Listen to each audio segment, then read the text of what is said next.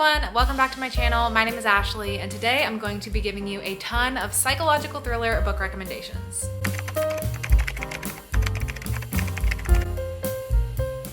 I have read a ton of thrillers in my day, and psychological thrillers are a pretty popular subgenre of thrillers, so I've also read a ton of psychological thriller books. So the goal of today's video is going to be introducing you to as many psychological thriller books as I can. I'm not going to be going super deep on each book I talk about. I'm just going to give you a brief overview and send you on your way in case you're just looking for a large pool to be able to select from. So first off, we should address, what is a psychological thriller? I went to the source of all truths, known as Wikipedia, to define today for us what a psychological thriller book is. According to Wikipedia, psychological thriller is a genre combining the thriller and psychological fiction genres. It is commonly used to describe literature or films that deal with psychological narratives in a thriller or thrilling setting. It is often told through the viewpoint of psychologically stressed characters, revealing their distorted mental perceptions and focusing on the complex and often tortured relationships between obsessive and pathological characters. Psychological thrillers often incorporate elements of mystery, drama, action, and paranoia. The simple way that I like to think about psychological thrillers is they're thriller books that are either examining the psychological state of the characters, putting them in a stressful situation, making them question themselves and their own perceptions of reality, or putting the reader in that kind of mind state as well, where you don't know what's going on and you're trying to rack your brain to understand what is happening. Like I said, I have so many books I could recommend to you. I want to highlight the top 15, but if you're just coming here for as many options as possible, I'll also show you some honorable mentions at the beginning. These are psychological thriller books that I've read, but they're not necessarily top of mind for me to recommend, or maybe I just read them many years ago, so I don't remember every single thing about them. But here are all of those psychological thriller books that if you're just coming here to check out some titles that you can look into further, these are some places that I would recommend that you start. So with that out of the way, let's hop into my top 15 psychological thriller book recommendations.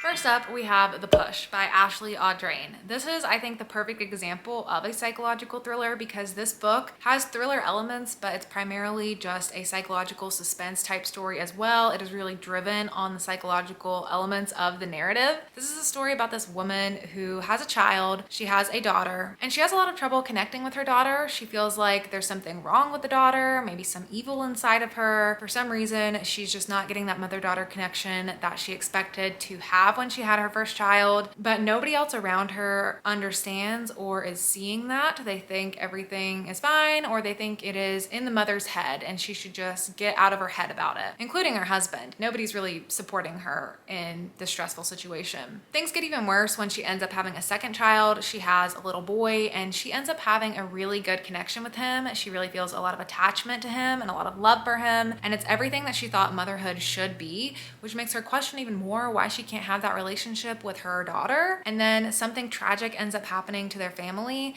that then causes her to further examine her relationship with her children. The story also has a lot of elements going back and flashbacks of this woman's relationship with her mother growing up and that woman's relationship with her mother. So the sort of matrilineal line of the connection in her family is examined quite a bit. I think this book is really well done. It's also a debut novel, so it's super impressive for a debut, and I can't wait to see what this author does next. Next up, we have I'm Thinking of Ending Things by Ian Reid. This is a story about this couple that is in the car. It is a man and a woman, and the man is bringing his girlfriend back home to meet his parents for the first time. The blurb of this story says, in this smart and intense literary suspense novel, Ian Reid explores the depths of the human psyche, questioning consciousness, free will, the value of relationships, fear, and the limitations of solitude. This book definitely leans more on the horror genre, so if you are not super interested in horror, then maybe this one's not the best for you. But if you do like it, I definitely would recommend this one. It does have some trigger warnings that you may want to look up if you're sensitive to that and if you need those before going into the book. But it is truly such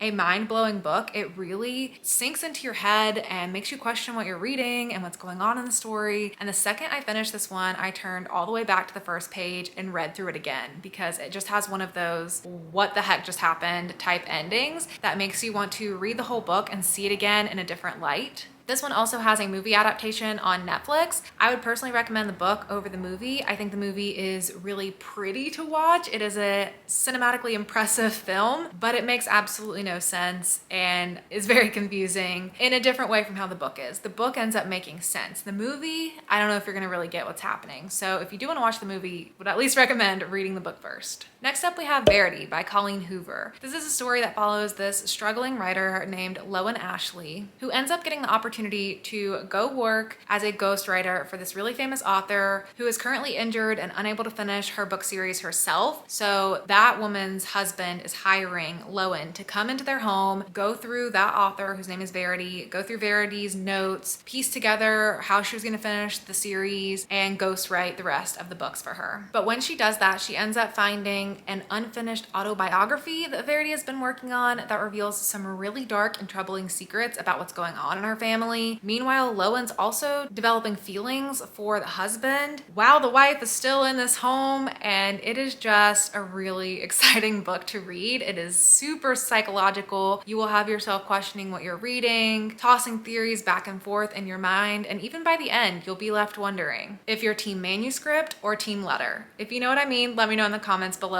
which team you're on. Next up, a newer title that I have to recommend is Reckless Girls by Rachel Hawkins. This is a story that follows this couple that is going off to this remote island. The man is getting hired by these two women who are vacationing in Hawaii to take them out to this remote, deserted island. So they all hop on the boat together and go off to this island. This island has a lot of dark, weird history to it. In the past, it's known for the shipwreck that happened there, and then people got stuck there, resorted to cannibalism. It's just kind of a creepy island that they all end up going out to. They run into some other people while they're there, and then these 6 strangers end up all hanging out together on this creepy island for the next week or so. And it becomes clear that some of them have secret motives or questionable motives for being all together on this island. And you're also getting flashback scenes with a bunch of the different characters, seeing parts of their past that have led them to the point that they are now. And it will just have you questioning everyone on the island and waiting to see what messy drama unfolds next. Similar to Reckless Girls, I also want to recommend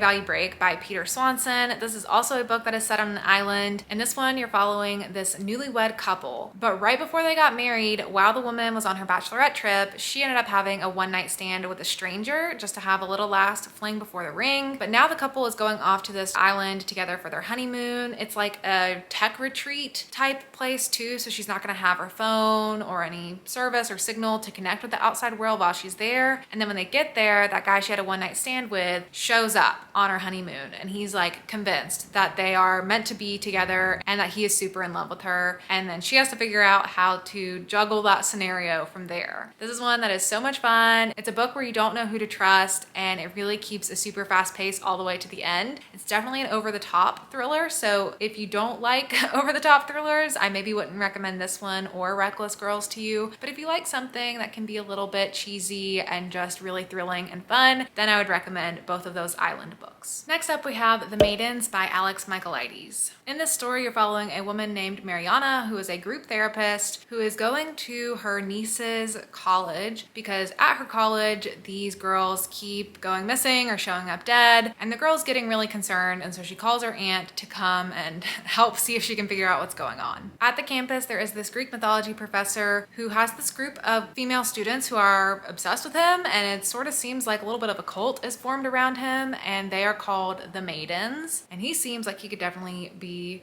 having something to do with what is going on this college campus. Mariana ends up coming into contact with a lot of people who seem suspicious and trying to figure out who to trust and how to piece together the mystery of what's going on while keeping her niece safe, because the killings keep happening, and so it is getting rather urgent to address. All at the same time, Mariana is dealing with her own problems because she is grieving the loss of her husband, so I think that weaves in a nice, interesting psychological aspect to the story as well. This one also has sort of an over-the-top ending. That's something I tend to like in thrillers, so maybe just know that before going into it as well. Next up, we have Home Before Dark by Riley Sager. This one is a ton of fun. It follows this woman who grew up in a supposedly haunted house when she was a child. The house is really famous for the experience that her family had in the house, where they lived there for a very short amount of time and then they ended up fleeing in the middle of the night because it was so haunted they had to get away from it. The dad ended up writing a book about it that went really viral and everyone sort of knows the history of this house. Now she's all grown up and she's going back to the house to try to restore it, to sell it after her father has died. She has always been super skeptical of the hauntings in the house because she was too young to really remember anything that happened, and she's not one to really believe in ghosts. But when she gets to the house, she starts having some haunting experiences herself. You're reading her story, but also getting inserts of the story that the dad wrote about their time at the house intertwined throughout the narrative, and you're trying to figure out if it's a supernatural thing that's happening or if there's a real life explanation all at the same time. And it is just such a good time. It is a really good blend between thriller and horror with a lot of psychological elements in it as well. So this is one that I highly recommend. Next up, we have Pretty Little Wife by Darby Kane. In this story, you're following this woman whose husband goes missing. Only problem is she was the last person to see his body, and now his body cannot be found. So basically she killed her husband and she thought she was really onto something here, but then he just can't be found. His body can't be found. He can't be located. She doesn't know if he's dead or alive. She starts getting threatening notes and it is a whirlwind from there. If you like fast-paced, action-y, blackmail, suspense type thrillers, this is definitely one that I would recommend to you. Next up, we have A Flicker in the Dark by Stacey Willingham. In this story, you're following Chloe Davis. When she was a child, her father was convicted for being a serial killer because all these teenage girls kept going missing and showing up dead in their hometown. Now, many years later, she's all grown up and it's all happening again. And it seems like there are some patterns between what happened then and what's happening now that she may be connected to. The blurb here says, is she paranoid and seeing parallels that aren't really there? Or for the second time in her life, is she about to unmask a killer? Next up, we have one that I don't hear talked about a lot, and that is Confessions on the 745 by Lisa Unger. In this story, you're following this woman named Selena who is commuting home on the train, and she ends up striking up a conversation with the woman sitting next to her. This woman is named Martha, and she ends up admitting that she is currently having an affair with her boss. And then since Martha's being vulnerable with her, Selena also is vulnerable with Martha and says that she is afraid that her nanny is having an affair with her husband. It's just a quick little conversation they have on the train. They end up parting ways at the end of their ride and think that they won't ever see each other again. But then the nanny ends up disappearing, and Selena wonders if maybe Martha had something to do with it. This is a book that's super confusing to read, which is what I think makes it so psychological. It's definitely one of those stories where you want to have like a character map and piece together the different webs to figure out what's going on, and you're questioning different characters' motives and involvement and who's lying to who. It's one that I don't hear talked about a lot, so maybe it can be a new one that you could try to pick up. Next up, we have The Other Black Girl by Zakiya Delilah Harris. This is a book that is set in the world of New York publishing, and you're following this woman named Hazel, who is the only Black woman in her publishing house. She's been trying to push a lot of diversity and inclusion efforts in the publishing house, but nobody is really on her side about it. But then finally, another Black woman ends up getting hired, and Hazel thinks this is going to be an ally for her, that she's going to be able to have someone to help push the diversity and inclusion efforts in the publishing house. But shortly after her arrival, Hazel begins getting threatening notes left on her desk telling her to leave the publishing house now, and she questions if this new woman may have something to do with it and may not be an ally after all. This is another over-the-top thriller. I really love the over-the-top thrillers, so if you like the over-the-top, this is another one that I would recommend to you, but it's definitely a really good psychological thriller. It's more of a slow burn suspense in the beginning half for sure, so if you're cool with a slow burn, this is definitely one that I would recommend. I thought I would throw a YA recommendation on here. I don't read a ton of young adult thrillers, but this is one that I really liked that is a good psychological YA thriller, and that is The Cousins by Karen M. McManus. In this story, you're following these three cousins who don't really know each other. They've all been kind of separated from their family, but they end up getting a letter from their rich and reclusive grandmother inviting them to come out to the luxurious resort that she owns and work at the resort for the summer. All of their parents want them to go because they're trying to get back into good graces with this grandma so that that they can claim inheritance from her when she dies. So they all get sent to the island and they get to know each other for the first time. But once they get there, it's clear that their grandmother had a different idea in mind and that there are some dark and mysterious secrets in their family's history. This is a story where everyone's got their secrets that they're hiding and they're all being slowly unraveled, and you're piecing together the mysteries of this family's past. And it's a really fun time. Even though I don't read a ton of YA, this is one that sticks out in my mind that I had a lot of fun with, that I would definitely recommend if you're looking for a YA thriller. And then my last 3 recommendations all edge on the side of a psychological horror more so than psychological thriller, but I feel like they kind of blend together and they have thriller elements as well. So I wanted to include them all on this list. The first one is When No One Is Watching by Alyssa Cole. In this story, you're following Sydney and Theo, who live in Brooklyn, New York, and their neighborhood has been quickly becoming gentrified, and they end up putting together this tour in the history of the neighborhood. And as they're doing this, they start exploring the history of the neighborhood more, and they end up finding some really dark and sinister things out about the history of their neighborhood and what's actually going on right now, as they're being told that their neighbors are moving out to the suburbs and all these white people start moving in into these new renovated condos. But the blurb says, when does coincidence become conspiracy? Where do people go when gentrification pushes them out? Can Sydney and Theo trust each other or themselves long enough to find out before they too disappear? So this is a book with a ton of paranoia in it, so it definitely has that part of the psychological thriller elements in it. It's also extremely horrifying, so it does edge more on the side of horror, but it reads a little bit more like a thriller, so I thought I would include it on this list. The next one is Mexican Gothic by Silvia Moreno Garcia. It also is more of a horror book, but it's got some thriller elements to it as well, with all of the psychological pieces to it. So you're following this woman whose cousin writes her a letter. Her cousin was recently married to this man, and now she's writing a letter in a ton of distress out to her cousin saying that she is in some kind of dangerous situation. So the cousin goes out to this house to see what's going on, but when she gets there, they're all saying that the cousin just had tuberculosis and she was in this fever dream and just really being ridiculous and nothing is really wrong. And the cousin's like, oh yeah, nothing's wrong, but she's still ill in bed. And you start to find out what's really going on in that house, and it is not good.